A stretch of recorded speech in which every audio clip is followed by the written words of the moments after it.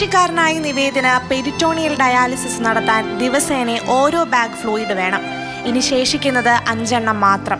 തീർന്നു പോകുമോ എന്ന് പേടിച്ച് പകുതി ഫ്ലൂയിഡ് മാത്രമാണ് ഇപ്പോൾ നൽകിക്കൊണ്ടിരിക്കുന്നത്.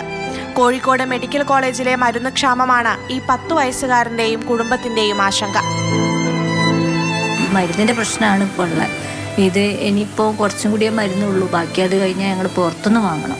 മോന് ഡൗൺ സിൻഡ്രം ഉണ്ട്.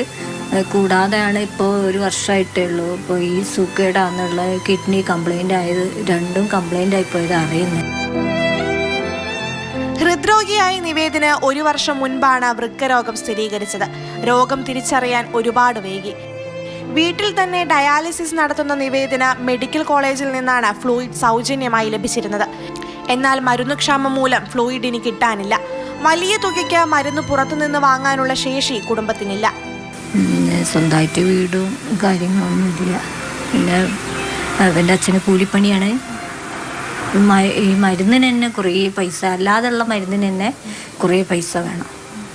അപ്പോൾ അതിൻ്റെ കൂടെ ഈ ഡയാലിസിസിൻ്റെ മരുന്നും കൂടെ ഇപ്പോൾ കോളേജിൽ നിന്ന് നടക്കുന്നതുകൊണ്ട് നല്ല ബുദ്ധിമുട്ടാണ്. അപ്പോൾ ഇത് മാത്രമല്ല, ഫ്ലൂയിഡിൻ്റെ കാര്യമല്ല, അതിൻ്റെ ബാക്കി സാധനങ്ങളൊക്കെ നമ്മൾ പുറത്തുനിന്ന് വാങ്ങണം.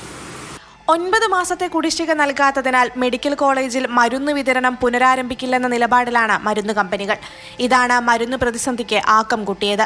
അത്യാവശ്യ മരുന്നുകൾക്കും സർജിക്കൽ ഉപകരണങ്ങൾക്കുമെല്ലാം ക്ഷാമം നേരിടുന്നുണ്ട്.